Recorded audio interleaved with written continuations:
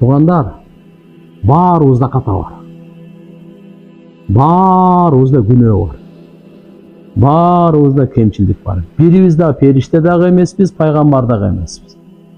Адамбыз, күнөөкөрбүз. Адам өлгөндөн кийин артынан жакшы сүйлөгүлө деген пайгамбарыбыздын буйругу бар.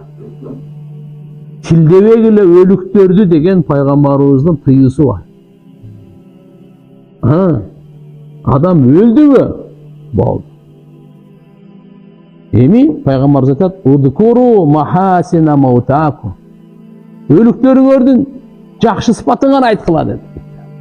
Несин айткыла? Жаман адам болсо деле аны айтпай эле кой. Жакшы эле деп коюңуз, жакшы сыпаттарын айтыңыз.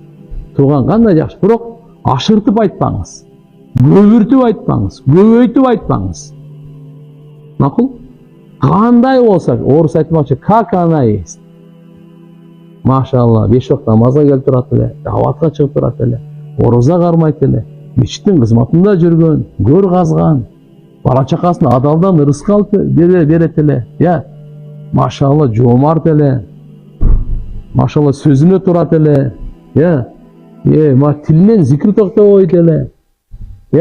Адамдарга суу берчү эле, ифтар кылып берет эле, үйүнө чакырат эле. Ата энесинин дайыма кызматын кылып, дуасын алган, атасынын дуасын алган, апасынын дуасын